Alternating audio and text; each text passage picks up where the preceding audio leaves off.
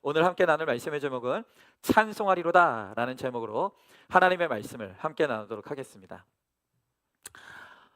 저는 모태신앙입니다. 또 목사의 자녀로 태어나서 목사가 되었습니다.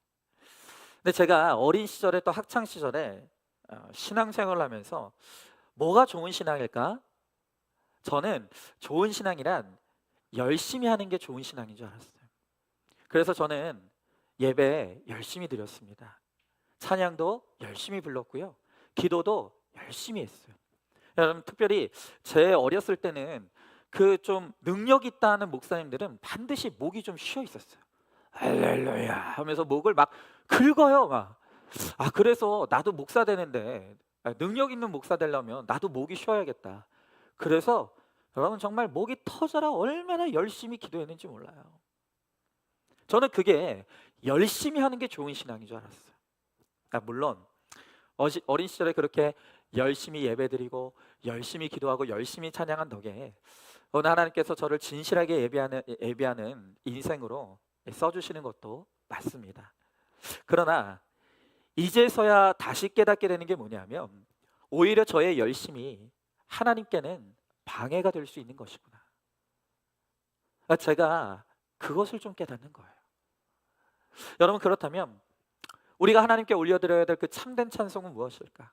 우리가 어떤 찬송을 올려드려야 될까? 하나님은 우리가 어떤 찬송을 할 때 우리의 찬송을 기쁘게 받아주실까?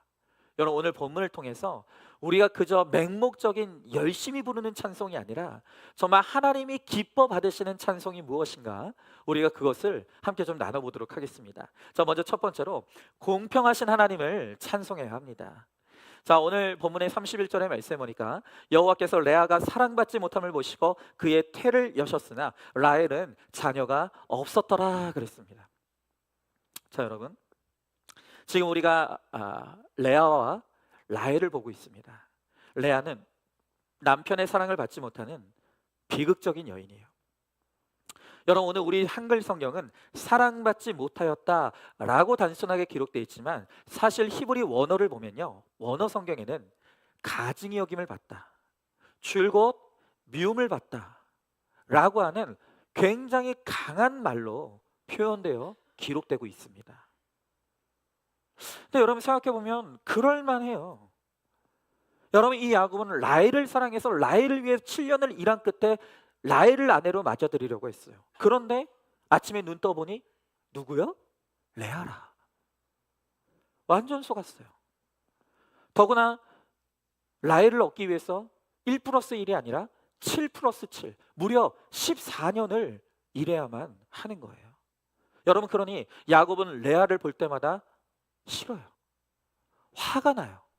우라통이 터지고 화병이 올라오는 것 같아요. 그러니까 레아는 도무지 사랑하려고 해도 야곱에게는 사랑할 수 없는 대상인 거예요. 근데 여러분, 또 한번 생각해 보면 레아는 또 얼마나 억울하겠습니까? 레아가 속인 게 아니잖아요. 아버지 라반이 속인 거예요. 자기 잘못이 아니라고요. 그런데 아버지 때문에 레아가 미움을 당하고 버림을 받을 위기에 있는 것이죠. 자, 그런데 오늘 말씀을 보니까 레아가 사랑받지 못하는 것을 하나님이 보셨다라고 합니다. 그리고 하나님께서 레아가 사랑받지 못하는 것을 보시고 그를 위로하시기 위해서 그의 태를 여셨다라고 말씀하시는 거예요. 여러분, 여기서 그의 태를 여셨다라는 말은 풀었다라는 뜻이에요. 여러분, 그렇죠? 우리 인생에도 수없이 많은 문제가 얽히고 설켜 있어요. 내가 풀려고 하면 할수록 문제가 더 꼬이는 것 같아요. 여러분, 그러나 하나님이 우리 인생을 보아주시면, 하나님이 우리 인생을 풀어주시면 풀리지 않던 문제가 풀어지는 역사가 일어나는 거예요. 굳게 닫혀있던 레아의 터가 하나님이 보아주시니 열리는, 풀어지는 역사가 일어나는 것이죠. 여러분, 그러므로 남편이 바람핍니까? 부모가 나를 돌보지 않습니까? 여러분, 남편과 부모가 나를 바라봐 주는 것보다 훨씬 더 중요한 것, 더욱더 중요한 것은 하나님이 나를 바라보시는 거예요. 하나님이 나를 돌보아 주시는 거예요. 여러분, 핍박과 멸시를 받고 버림당한 나의 처지를 하나님이 보시기 시작하면, 하나님이 주목하시면 여러분, 우리 인생의 게임은 끝이 나는 거예요. 그때 내가 미움받는 그 자리가 하나님이 나에게 찾아오셔서 구원을 베풀어 주시는 축복의 자리가 되는 것이죠. 자, 여러분, 오늘 말씀을 보면요, 이렇게 하나님이 보심으로 레아의 태는 활짝 열렸어요. 그런데 라헬의 태는 굳게 닫힙니다. 여러분, 하나님께서 여자의 몸에만 태를 허락하셨어요. 자궁이라는 것을 허락하셨어요. 여러분, 하나님께서 여인의 몸에만 태를 허락하신 것은 그 태를 통해서 예수 그리스도를 품고 잉태하여서 오늘 우리 가정에 예수 그리스도를 믿는 영적 후사를 낳으라고 하나님께서 우리 여인들의 몸속에 태를 넣어주시고, 그래서 영적 후사를 낳는 사명을 허락해 주시는 것이죠. 그런데 여러분, 남편의 사랑을 듬뿍 받았던 라헬은 태가 닫혔어요. 그 태가 기능을 하지 못하는 거예요. 하나님이 굳게 닫으시니까 그 태가 역할과 사명을 감당하지 못하게 되는 거예요. 여러분, 그러고 보면 정말 하나님은요, 공평하신 하나님이 맞아요. 여러분, 비록 레아는 남편의 사랑을 받지 못했지만 하나님께서 이 레아의 태를 활짝 열어주셔서 하나님께서 그 태를 통해서 예수 그리스도가 나오게 하시는 거예요. 가장 영광스러운 사명을 위해 이 레아의 태가 쓰임을 받는 것이죠. 여러분, 그래요? 내 처지가 초라하고 비참해도 예수 생명을 낳고 사람을 살리고 있다면 내가 누구의 사랑을 받든지 받지 못했는지 바로 내가 가장 누구보다도 큰 일을 하는 사람인 것이 사명 감당하는 것입니다. 여러분, 그것뿐만이 아니에요. 레아가 받은 축복이 그것뿐만이 아니에요. 그렇게 이 레아의 태를 하나님께서 활짝 열어주셔서 자녀들을 낳는데 세상에 그 자녀들이요, 너무너무 다 귀한 거예요. 너무 귀한 자녀들을 낳는 거예요. 그러니 야곱이 레아는 싫지만 레아가 낳아주는 자녀들이 너무 귀하니까 이 레아를 버리지 못하는 거예요.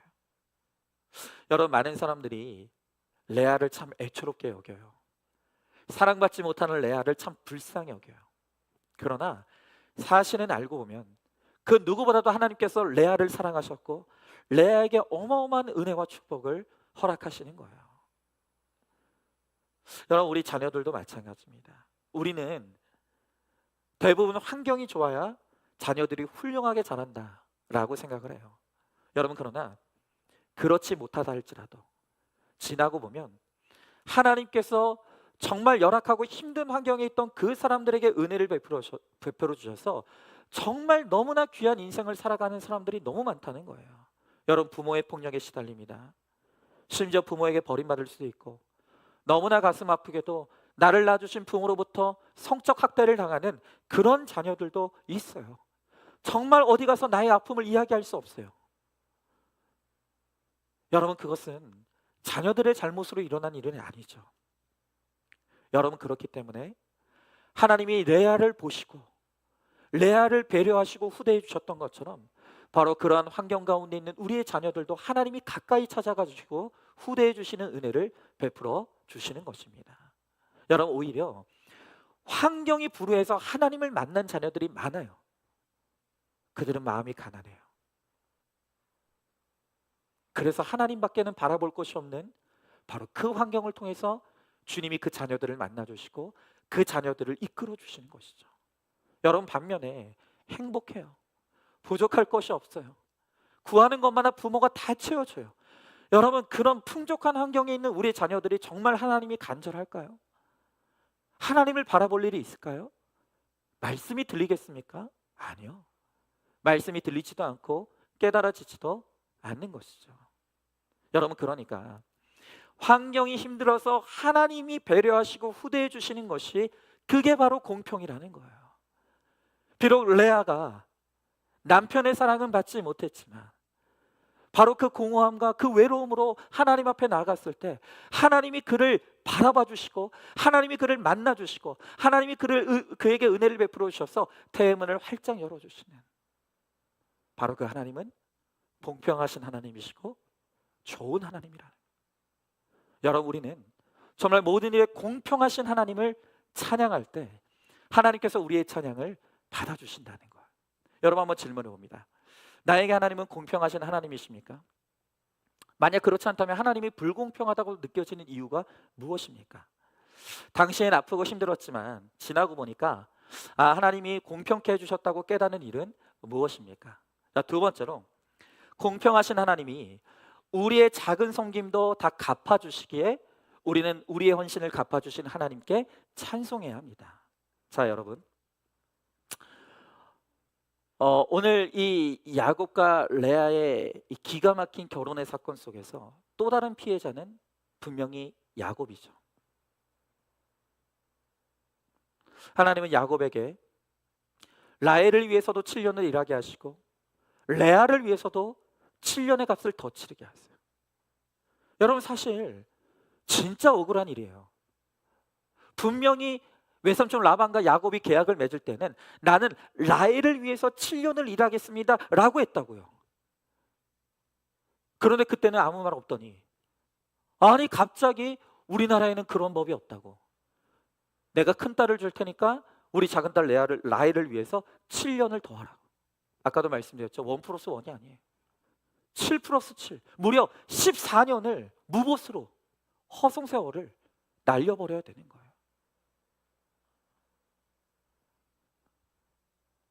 원하지도 않는 레아 때문에 1년도 아닌 7년을 또다시 낭비해야 된다. 여러분, 불평이 절로 올라오겠죠. 그런데 여러분, 하나님께서 이렇게 억울하게 7년을 더 헌신해야 되는 야곱 또한 불쌍히 여겨주시는 모습을 보게 돼요. 하나님께서 그를 안타깝게 여겨주시고 그가 라헬을 위해서뿐만이 아니라 레아를 위해서 7년을 더 헌신하는 그 헌신이 절대로 손해보지 않도록 하나님께서 그를 위로해 주시는 거예요. 여러분, 하나님께서 그에게 어떻게 위로해 주십니까? 그것은 그 레아와 라헬의 태를 통해서 정말 이름만 들어도 대단한 12명의 귀한 자녀들을 허락해 주시는 것이죠. 여러분, 이 12명의 자녀들 안에서 애굽의 총리도 나옵니다. 그리고 예수님의 직계조상이 되는 영광스러운 자녀도 나오고요. 이 자녀들 가운데 지금으로 치면 목회자, 제사장 가문이 나오기도 하는 거예요. 여러분, 하나같이 정말로 귀하지 않은 자녀들이 없는 거예요. 여러분, 이 자녀들을 통해서 야곱이 그의 14년의 그 시간이 절대로 헛되지 않았다는 것을, 하나님이 14년을 훈련시킨 그 시간들이 절대로 의미 없는 시간이 아니었다는 것을 하나님께서 깨닫게 하시고 위로해 주시는 것이죠. 여러분, 야곱은요, 이런 열매가 일어날 줄 몰랐어요. 그저 라헬을 사랑했기에 모든 것을 기꺼이 감당할 수 있었던 것이죠. 여러분, 우리도 마찬가지입니다. 내가 하나님을 사랑하기 때문에, 하나님을 사랑하는 까닭에, 또 하나님이 나에게 베풀어 주신 구원의 은혜가 너무나 귀하기에, 그리고 내 인생에 채워주신 은혜가 너무나 크고 놀랍기에 우리도 하나님 앞에 열심히 감사한 마음으로, 기쁨으로 섬기는 거예요. 여러분, 그러나 우리는 하나님께 받은 은혜로 인해서 마땅히 하나님께 드리는 헌신과 또 섬김이지만 하나님은 그것을 마땅하게 여기지 않으십니다. 반드시 내가 드린 것보다 더 큰 것으로 갚아 주신다는 거예요. 여러분, 내가 억울한 일을 당하는데도 묵묵히 참고 믿음으로 섬기면 하나님은요, 아주 작은 봉사와 희생까지도 절대 잊지 않으세요. 주를 위해서 내가 하나님 앞에 드렸던 그 작은 헌신 반드시 갚아 주시는 거예요. 여러분, 그것을 믿을 때 우리가 오늘도 나에게 주어진 그 사람이 인정해 주지 않는 그 작은 헌신과 봉사의 자리를 묵묵히 지켜낼 수가 있는 것이죠. 여러분, 우리들 교회 이혼을 당하고 고시원에 들어가서 살고 있는 그런 돌싱 집사님이 계셨대요. 근데 이분이 이제 이 목자로 부름받았는데, 목자로 부름받게 되니까 그때부터 이제 기쁨보다는 고민이 생긴 거예요. 왜요? 나는 이제 목자니까 목원들과 함께 목장 예배를 드려야 되는데, 그런데 내가 살고 있는 건 고시원인 거예요. 한평 남짓한 고시원에서 우리 목원들을 데리고 목장 예배를 드린다는 게 어떻게 보면 부끄럽기도 하고 자존심 상하기도 하고 열등감도 드는 거죠. 그런데 이 목자님이 참 귀해요. 마음 먹기를, 그래, 내 형편과 사정을 모르는 것도 아니고 내 형편에 굴하지 말고 열등감에 갇히지 말고 일단 섬겨보자. 그리고 한평 남짓한 고시원의 목원들을 불러서 첫 목장 예배를 드렸다는 거예요. 여러분, 딱 한 주 목장 예배를 드렸는데 놀라운 일이 생겼어요.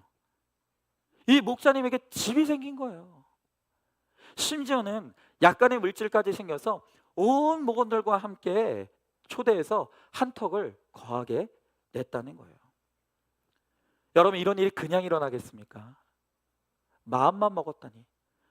비록 내 집은 누추하고 나는 보잘것 없지만 그래도 하나님이 주신 직분을 따라 내가 최선을 다해서 내게 주어진 이 목자의 직분을 감당하겠다고 마음만 먹은 것만으로도 하나님께서 그 마음을 기쁘게 받아주시고 더 귀한 것으로 갚아주더라는 거야. 너 열심히 해라. 내가 이렇게 선물 줄 테니까 너 충성해라. 하나님이 그렇게 갚아주시는 거죠. 여러분, 정말 교회 안에 많은 섬김과 봉사의 자리가 있어요. 하지만 뭐니 뭐니 해도 정말 목장은 섬김의 최고봉이라고 할 수 있습니다. 여러분, 이제 명절이에요. 뭐 오늘 생각보다 많이 오셨어요. 명절 또 해서 또 이제 고향 친척을 부모 형제를 따라서 이제 지금 떠나서 지금 예배 드리시는 분들도 있는데, 여러분 이제 명절 되니까 우리 또 가족들 모이죠. 근데 어떤 분들은 명절에 모이는 게 너무너무 힘드신 분들이 있어요. 심지어는 명절 증후군이라는 말이 나올 정도로 그 1년에 2번 명절날 차리는 그 음식 차리고 그 식구들 뒤치다꺼리 하는 거 얼마나 힘듭니까? 1년에 2번인데. 그런데 여러분, 목장에서는 매주 그런 섬김이 일어나요. 매주 목장에서 그렇게 우리 목원들을 섬기고 먹이고 하는 그런 일들이 목장에서 일어나는 거예요. 그러니까 여러분, 목장 하나만 잘 섬겨도요 1년에 2번 있는 명절 아무것도 아니에요. 목장의 훈련만 되면요 얼마든지 명절 치를 수 있습니다. 대단한 훈련인 거예요. 대단한 섬김인 겁니다. 여러분, 그뿐만 아니죠. 교회 안에 여러 봉사의 자리가 있습니다. 주일학교 봉사, 예배 봉사, 화장실 청소, 재정부. 여러분, 각각의 자리에서 정말 사람들이 보든 보지 않든 알든 모르든, 여러분 제가 저번 주 수요일 날도, 수요일인가 주일날 말씀드렸었는데, 혹시 우리 교회 십자가 탑 등 불 나갔던 거 아십니까? 모르시죠? 네, 불이 나갔어요. 딱 반으로 쪼개가지고 반만 들어오고 반은 안 들어오는 거예요. 그래서 제가 이제 그 시공했던 업체에다 전화해가지고 십자가 등이 나갔는데 교체해야 되는데 어떻게 됩니까? 그랬더니 처음에는 80만 원을 달래요. 좀 아깝지만 뭐 그 정도는. 근데 이분이 갑자기 말이 바뀌는 거예요. 우리 교회 와가지고 사이즈를 정확하게 재보고 다시 견적을 내야 될 것 같다는 거예요. 그때부터 불안했어요. 근데 이분이 와가지고 저희 교회 와서 사이즈를 재더니 뭐라고 하냐면 탑이 너무 높고 십자가 크기가 너무 커가지고 이거 가지고 안 된다고. 세상에 2배를 달라는 거예요. 안 놀라시죠? 그래가지고 제가 너무 그럴 바에는 밤에 뭐 누가 본다고. 그럼 밤에 등 안 켜. 안 하기로 했어. 안 하기로. 그래서 제가 이제 너무 아쉽고 그래가지고 이제 우리 그 장로님하고 우리 곽정훈 집사님, 안수 집사님한테 얘기를 했죠.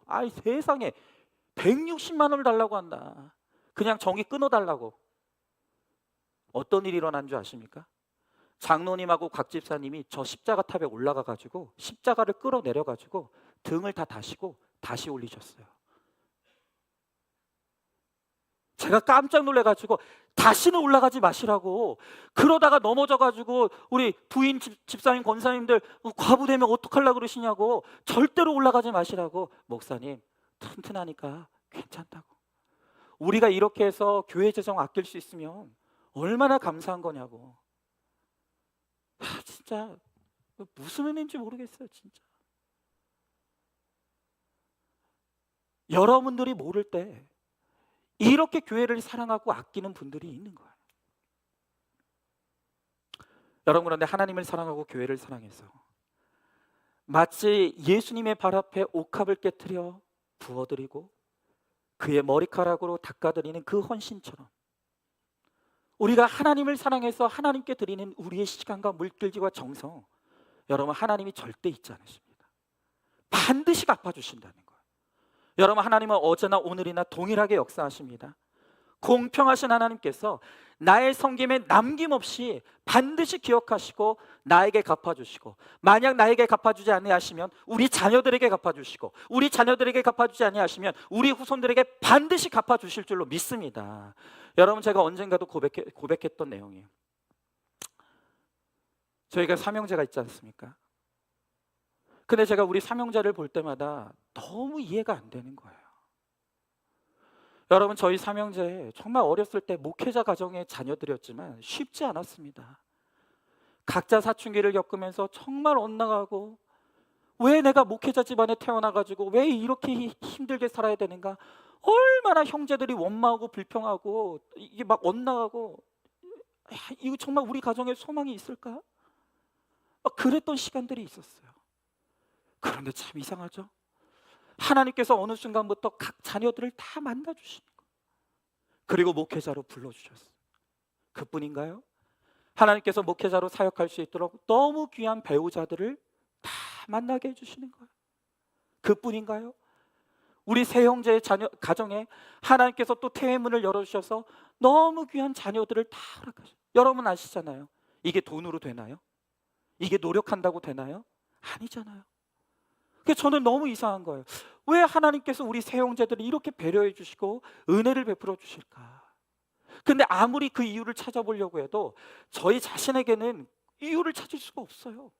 저희가 뭘 하면 얼마나 하나님을 위해서 뭘 일했겠어요? 저희가 하나님께 뭘 드리면 얼마나 대단한 걸 드렸겠습니까? 우리가 하나님 앞에 드린 게 없는데, 우리는 하나님 앞에 한 게 없는데, 근데 왜 하나님께서 우리 삼형제를 왜 이렇게 은혜를 베푸시고 배려를 해주실까? 여러분, 제가 아무리 생각하고 또 생각해도 결론은 딱 하나예요. 대단한 목회는 하지 않았지만 30년 넘게 한 교회에 묵묵하게 이 교회를 섬겼던 제 아버지와 어머니, 저는 그것 말고는 이유가 생각이 안 나요. 그 부모님이 교회를 개척하고 비록 부족했지만 그 교회에서 헌신하고 섬겼던 그 30년이 넘었던 그 시간, 하나님이 그걸 보시고 그 자녀인 저희들에게 하나님께서 이런 은혜를 베푸시는, 저는 그게 아니면 저에게 베풀어 주시는 저희 형제들에게 베풀어 주시는 이 은혜와 배려가 해석이 안 되는 거예요. 여러분, 하나님이요 절대로 여러분들의 헌신을 잊지 않으세요. 반드시 갚아주신다고요. 그러니까 여러분, 정말 여러분들이 주를 위해서 헌신하시다가 낙심하거나 또 지치신 분들이 있으면 여러분, 저희 형제를 보고 좀 위로받으시고 믿음 좀 가지셨으면 좋겠어요. 내가 이렇게 주를 위해 눈물 흘리고 내가 주를 위해서 이렇게 헌신하면 주님이 우리의 자녀들도 우리 목사님 형제들처럼 저렇게 하나님께서 배려해 주시겠구나, 하나님께서 반드시 우리 자녀들에게 갚아주시겠구나, 여러분 반드시 믿으시기 바랍니다. 여러분, 주님이 나의 섬김을 그냥 공평하게 아니라 복리로 따따블로 쳐서 갚아주실 줄로 믿습니다. 여러분, 이런 건 좀 아멘 하세요. 아멘이십니까? 아멘. 여러분, 한번 질문해 봅니다. 주님이 나의 작은 섬김까지도 기억하시고 갚아주신 일은 무엇입니까? 혹시나 주의 일을 하다가 낙심하셨습니까? 지치셨습니까? 하나님이 갚아주실 것을 믿고 위로받으시고 힘을 내시기 바랍니다. 마지막 세 번째로, 오늘 우리 주님은 슬픈 자에게 위로가 되어 주시기 때문에 우리 하나님을 찬송해야 합니다. 자, 여러분,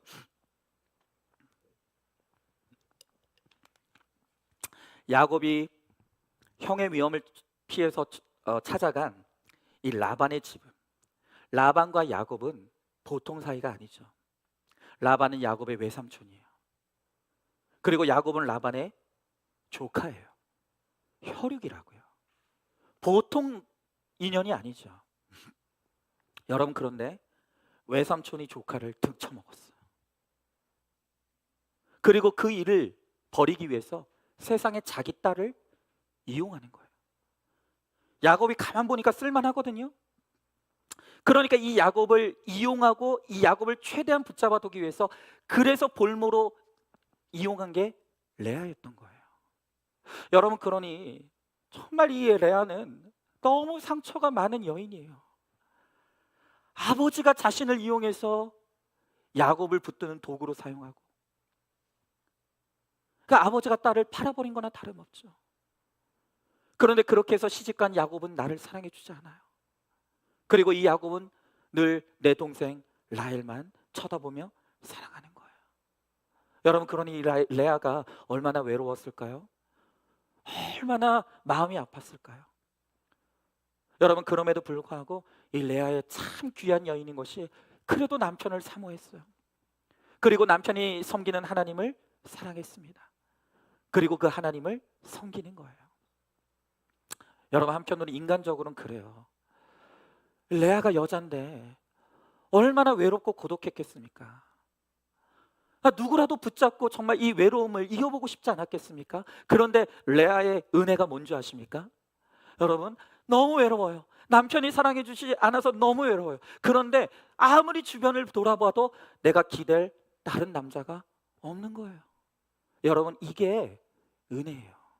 여러분, 왜 그래요? 내가 외로운데 어느 날 갑자기 사모님 하면서 누가 레아를 위로해줘요. 그럼 그 범죄되는 거예요. 그런데 하나님께서 주변에 아무도 없게 하셨어요. 외로운 레아 곁에 누구도 위로의 한마디를 건넬 사람이 아무도 없게 하셨어요. 그런데 여러분, 바로 그 외로움을 통해서 이 레아가 하나님을 바라볼 수밖에 없게 되는 거예요. 하나님의 이름을 부를 수밖에 없게 되는 거예요. 그리고 하나님을 바라보며 주의 이름을 부르는 레아를 보시고 이제 이 레아에게 찾아와 주시고 그에게 은혜를 베풀어 주시는 거예요. 그리고 이제부터 하나님께서 레아의 태문을 활짝 열어주시는 거예요. 여러분, 오늘 32절의 말씀에 보니까 레아가 임신하여 아들을 낳고 그의 이름을 르우벤이라 하여 이르되 여호와께서 나의 괴로움을 돌보셨으니 이제는 내 남편이 나를 사랑하리로다 하였더라 그랬습니다. 여러분, 오늘 이 르우벤이라고 하는 첫째 아들의 이름의 뜻은 남편의 사랑을 받지 못하는 나를 하나님이 위로하셨다라는 뜻이에요. 레아가 외로워서 하나님을 찾았어요. 레아가 외로워서 주의 이름을 불렀어요.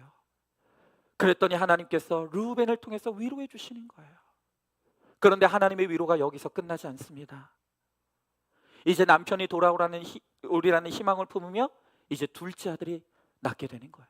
오늘 33절에 보니까 그가 다시 임신하여 아들 낳고 이르되 여호와께서 내가 사랑받지 못함을 들으셨으므로 내게 이 아들도 주셨도다 하고 그의 이름을 시므온이라 하였으며 그랬습니다. 여러분, 오늘 이 레아가 나의 괴로움을 들어달라고, 나의 사랑을 받지 못하는 것을 주님 바라봐 달라고 그렇게 레아가 간구하고 또 간구하니까 하나님께서 들으셨대요. 레아를 들으셨대요. 레아의 간구하는 소리에 하나님이 귀를 잔뜩 기울이시는 거예요. 그래, 네가 기도하는 소리는 내가 들을 것이다. 절대 외면하지 않을 것이다. 여러분, 그래서 하나님께서 이번에는 셋째 아들을 주시는 거예요. 34절에 보니까 그가 또 임신하여 아들을 낳고 이르되 내가 그에게 세 아들을 낳았으니 내 남편이 지금부터 나와 연합하리로다 하고 그의 이름을 레위라 하였으며 그랬습니다. 자, 여러분, 레아가 낳은 셋째 아들 레위의 이름의 뜻은 연합하다라는 뜻이죠. 연합을 소망하며 셋째 아들 레위를 낳게 돼요. 그런데 여러분, 이 레위는 그의 이름 뜻대로 연합하다, 연결하다라는 그 이름 뜻대로 이제 훗날 제사장 가문이 되어서 죄인인 이스라엘 백성들과 하나님을 연결하고 연합시키는 위대한 제사장의 사명, 영혼 구원의 사명을 감당하는 바로 그 직분을 감당하는 그 아들이 바로 이 레위가 되는 거예요. 이 레아가 슬픔 중에 주님 앞에 나아가 간구했을 때 하나님께서 이 레아의 태를 통해서 너무너무 귀한 하나님의 종을 낳게 하시는 거예요. 여러분, 레아의 고백을 보면요, 점점 그의 시선이 남편에게서 하나님을 향하는 것을 보게 돼요. 점점 그의 고백이 낮아지고 겸손해지는 거예요. 그리고 그 겸손한 고백 가운데 하나님을 바라볼 때 이제 하나님께서 레아에게 네 번째 자녀를 허락하십니다. 여러분, 그런데 이 레아가 낳은 네 번째 아들이 홈런이에요. 홈런을 치는 거예요. 자, 오늘 35절에 보니까 그가 또 임신하여 아들을 낳고 이르되 내가 이제는 여호와를 찬송하리로다 하고 이로 말미암아 그가 그의 이름을 유다라 했고 그의 출산이 멈추었더라 그랬습니다. 여러분, 이제 우리가 구속사의 복음을 들었으니까 아시죠? 유다가 누구입니까? 이 유다는 훗날 예수님의 직계 조상이 되는, 이 유다를 통해서 예수님이 이 땅에 나오는 예수님의 조상이 되는 바로 그 주인공이 이 유다인 거죠. 여러분, 그런데 이 정도 되면 여러분 좀 뭐 이상하지 않아요? 뭐 안 이상하세요? 아니, 레아는 맨날 미움받았다면서요. 멸시받았다면서요. 근데 어느 틈에 이렇게 자꾸 아들을 낳을까요? 예? 이게 신비인 거예요, 이게. 그러니까 여러분, 야곱은요 라헬을 너무 사랑해가지고 365일 중에 364일은 내내 라헬하고만 붙어 있어요. 그런데 살다 보면 또 하루 정도는 불쌍하게 보일 때가 있잖아요. 그래서 딱 하루 레아의 집에 들어간단 말이에요. 그런데 그 딱 하루 들어갔을 때 그때 세상에 아들이 그냥 척척 낳게 되는 것이죠. 이게 하나님이 하실 일인 거예요. 하나님이 하시는 일인 거예요. 여러분, 그런데 반면에 어떻습니까? 남편의 사랑 잔뜩 받으면서 364일 항상 붙어있는 라헬은요 자녀가 없어요. 그러니 여러분, 하나님이 공평하시다고요. 자, 여러분, 오늘 여러분들한테 한번 물어볼게요. 여러분은 남편 사랑은 받지 못하지, 남편 복은 없지만 자식 복은 있는 레아와 남편 복은 잔뜩 받았는데 자식 복 없는 라헬, 여러분 둘 중에 누가 더 고난인 것 같으세요? 여러분 둘 중에 하나만 고르라고 하면 여러분 누구 고르실래요? 다시요.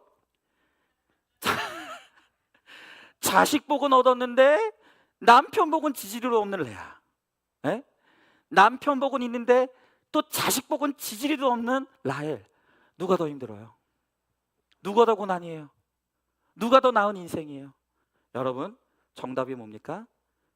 둘 다 힘들어요. 더 나은 게 어디 있습니까?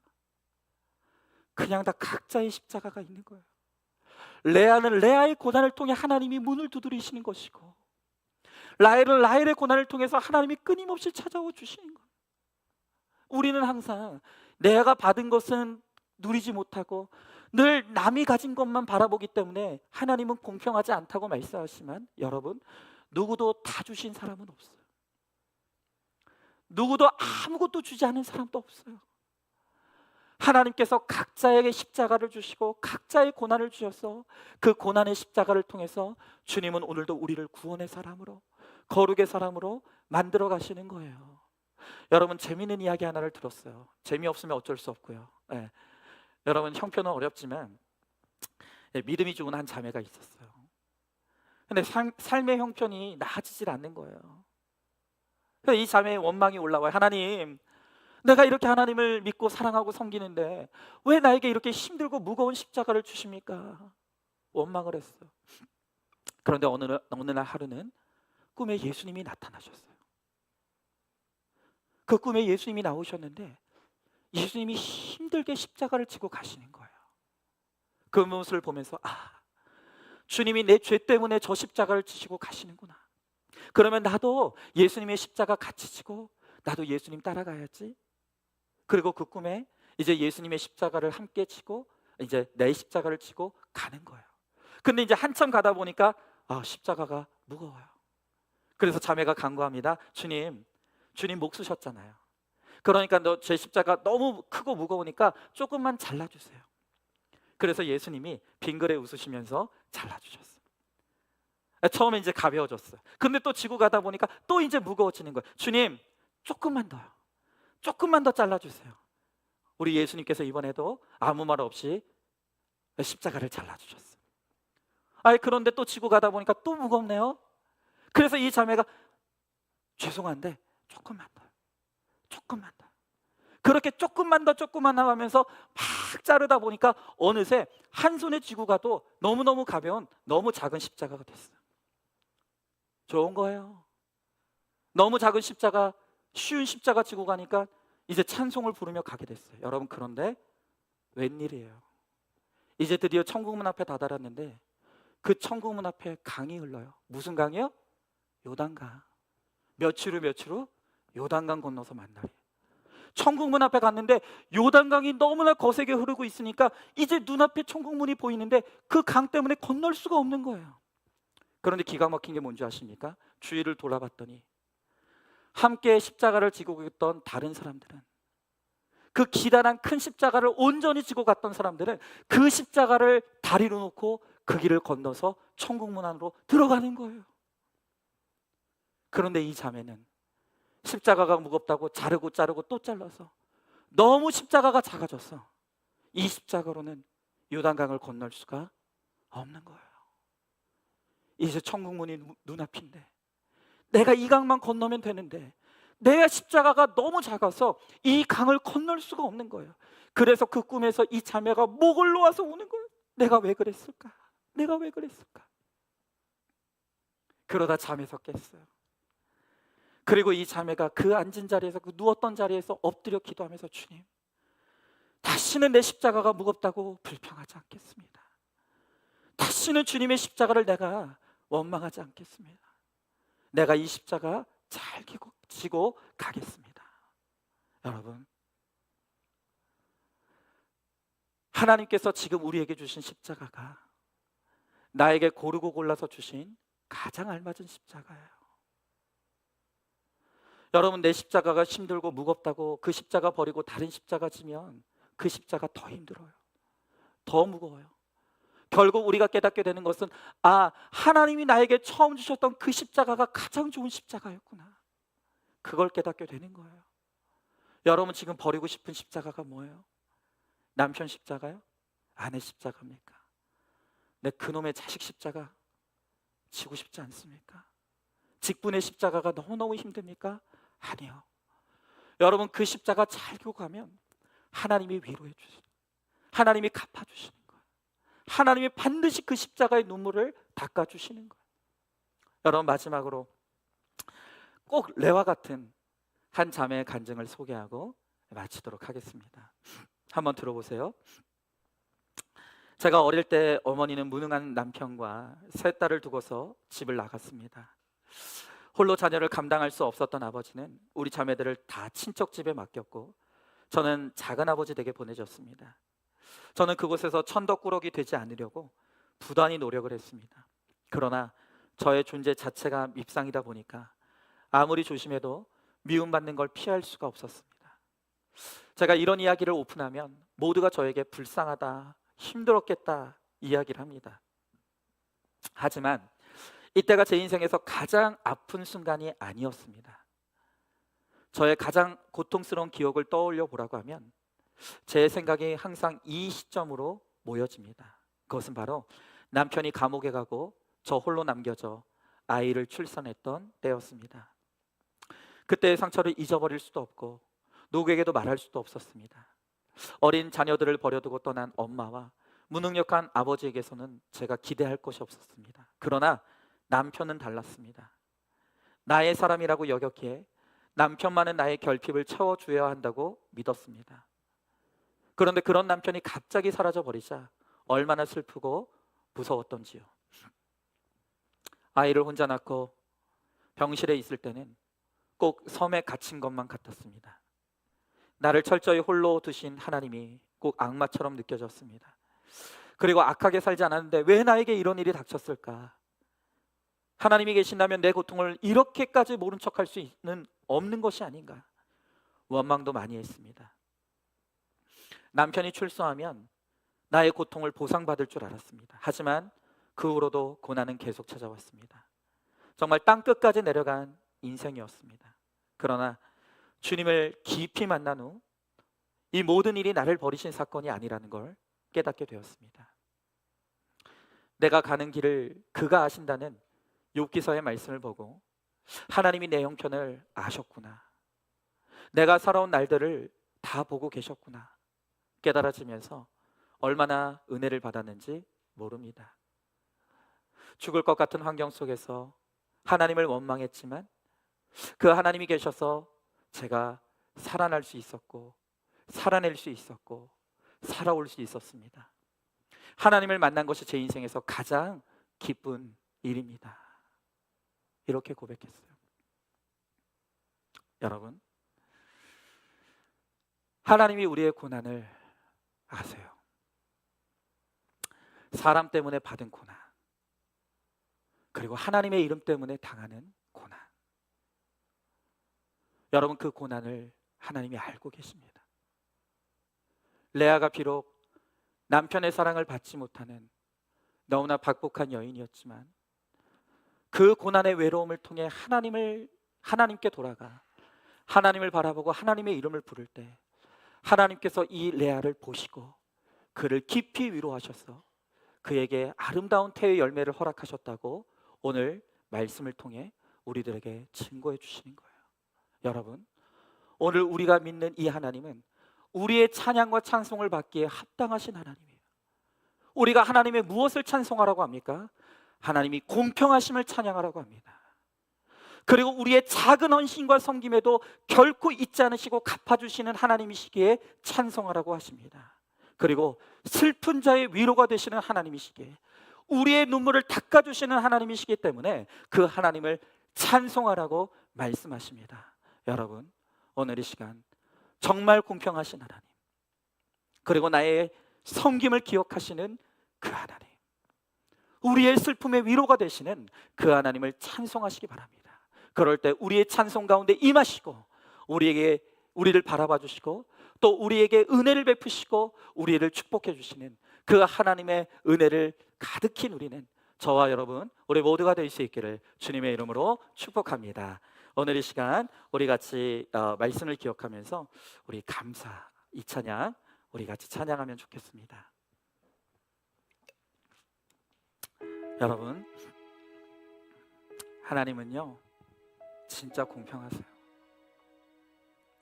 다만 내가 눈이 가리워져서 하나님이 나를 위해 하시는 일들을 바라보지 못하기 때문에 우리가 그 하나님의 공평하심을 누리지 못하는 것뿐이지, 하나님은 반드시 우리의 고난 중에 우리를 바라보시고 우리의 상처와 아픔의 자리에서 우리를 붙들어주고 계시고, 또한 우리가 남몰래 흘리는 눈물과 헌신의 자리에서 주를 위해서 수고하는 그 모든 수고의 십자가를 주님이 반드시 기억하시고 갚아주십니다. 여러분, 정말 제가 아까도 고백했지만 참 저희 부모님을 보면 대단한 목회도 아니었고 쉬운 목회도 아니었어요. 왜 하나님께서 저 목회의 길을 왜 저렇게 열어주지 않으실까? 하나님을 원망했던 적도 있었어요. 그런데 하나님께서 그걸 잊지 않으셨더라고요. 대단하지도 않았고 유능하지도 않았지만 그냥 30년을 넘는 시간 동안 그 한 자리를 지켜낸 것만으로도 하나님께서 자녀들에게 그 은혜를 갚아주시고 또 배려해 주시는 것을 보면서 아, 하나님은 잊지 않으시는구나 라는 것을 제가 참 많이 느껴요. 그래서 하나님께 감사드립니다. 내가 한 게 없음에도 불구하고 부모의 헌신을 통해서라도 자녀에게 배려해 주시는 여러분, 이 공평하신 하나님, 그 하나님을 믿으시기 바라요. 그 하나님을 찬양하십시오. 그 하나님께 믿음으로 감사하십시오. 그러면 찬양하고 감사하는 자에게 하나님은 반드시 은혜를 베풀어 주실 것입니다. 여러분, 오늘 이 시간 이 찬양 정말 우리의 신앙의 고백으로 여기면서 오늘 이 시간 우리 함께 찬양하며 나가겠습니다.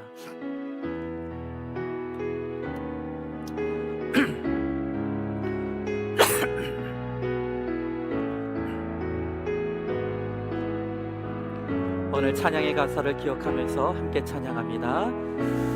오늘 숨을 쉬는 것 감사,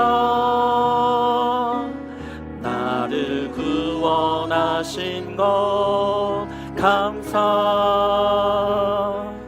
내 뜻대로 안 돼도 주가 인도하신 것 모든 것 감사, 내게 주신 모든 것 감사, 때론 가져가심도 감사,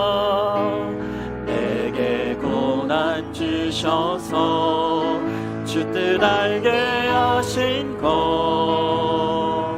모든 것 감사. 주님 감사합니다. 주님 감사해요. 주님 감사해요. 내가 여기까지 온 것도 은혜입니다. 주님 감사해요. 주님 감사해요. 나를 사랑하신 주 사랑 우리 1절 한 번 더 찬양합니다. 오늘 숨을 쉬는 것, 오늘 숨을 쉬는 것 감사. 나를 구원하신 것 감사.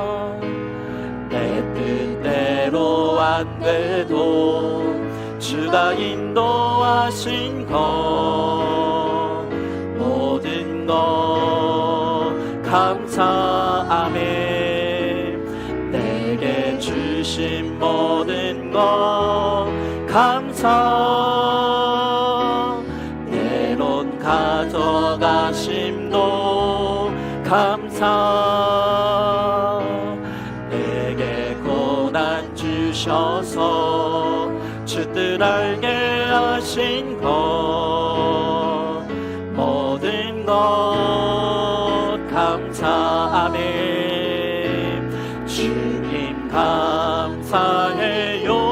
주님 감사해요. 내가 여기까지 온 것도 은혜입니다. 주님 감사해요. 주님 감사해요. 나를 사랑하신 주 사랑 감사. 주님 감사해요. 주님 감사해요. 주님 감사해요. 내가 여기까지 온 것도 은혜입니다. 주님 감사해요. 주님 감사해요. 나를 사랑하신 주 사랑 감사. 우리 마지막으로 한 번 더 찬양합니다. 주님 감사합니다. 주님 감사해요. 주님 감사해요. 내가 여기까지 온 것도 은혜입니다. 주님 감사해요. 주님 감사해요. 나를 사랑하신 주 사랑 감사합니다. 아멘. 여러분, 오늘 이 시간 공평하신 하나님을 찬양하라고 하십니다. 우리의 작은 헌신을 기억하신 하나님을 감사하라고 하십니다.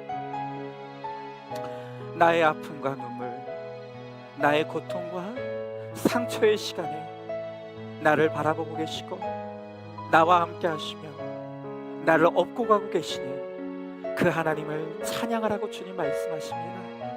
여러분, 오늘 이 시간 정말 하나님을 찬양할 힘이 없습니까? 나는 하나님을 찬양할 것이 없다고 느끼십니까? 여러분, 나의 느낌을 의지하지 말고 하나님의 말씀을 믿고 그 믿음으로 하나님 앞에 억지의 찬양이라도 드려보십시오. 그러면 공평하신 하나님이 보일 것입니다. 나의 헌신을 기억하신 하나님을 깨닫게 될 것입니다. 나의 상처의 시간에 나와 함께 하시는 하나님을 바라보게 될 것입니다. 여러분, 오늘 이 시간 주님 감사합니다. 주님 감사합니다. 주님의 공평하심을 감사합니다. 나의 작은 헌신조차도 잊지 않으시고 반드시 갚아주실 하나님께 감사합니다. 나의 상처의 시간 동안 나를 버려두지 않으시고 나를 업고 가셨고 나를 안고 가시며 지금 영원까지 나와 함께 하실 그 하나님을 찬양합니다. 우리의 찬양을 받아주시고 우리의 찬양 가운데 역사하여 주시옵시고 우리의 찬양을 통해 더욱더 일하시는 그 하나님을 누리며 살아갈 수 있도록 주님 우리 가운데 함께 해달라고 오늘 이 시간 우리 말씀을 기억하며 함께 기도하며 나가도록 하겠습니다. 기도하겠습니다. 사랑과 은혜가 충만하신 하나님 아버지, 주님의 귀한 사랑과 은혜를 감사드립니다. 주님 아버지 감사합니다. 주님 아버지 감사합니다. 여기까지 온 것이 하나님의 은혜입니다. 주여 하나님 아버지, 공평하신 하나님을 찬양합니다. 주여 하나님 아버지, 우리의 작은 헌신도 잊지 아니하시고 기억하신 하나님 아버지 감사합니다. 주여 하나님 아버지, 나의 상처의 시간, 나의 아픔의 시간, 내가 괴로운 눈물 흘리며 내가 외로움 속에 탄식하던 그 시간 가운데서도 나를 안고 가셨고 나를 업고 가셨던 하나님의 은혜에 감사드립니다. 주여 하나님 아버지, 우리가 여기까지 온 것이 우리 내 힘으로 온 것이 아닙니다. 하나님의 은혜였습니다. 주님 감사합니다. 주님 감사합니다. 여기까지 온 것이 하나님의 은혜입니다. 오늘 이 시간 주님 앞에 감사하며 주님 앞에 영광 돌리며 주님 앞에 찬양하는 아버지, 우리의 감사와 찬양을 받아주시고 아버지, 우리의 감사와 찬양을 통해서 더욱더 영광 받으시고 더욱더 우리를 위해 역사하시며 은혜를 베풀어 주시는 하나님의 은혜를 받아 누리는 우리 모두가 될 수 있도록 주여 함께하여 주시옵소서. 믿습니다. 아멘. 감사합니다. 주님 감사합니다.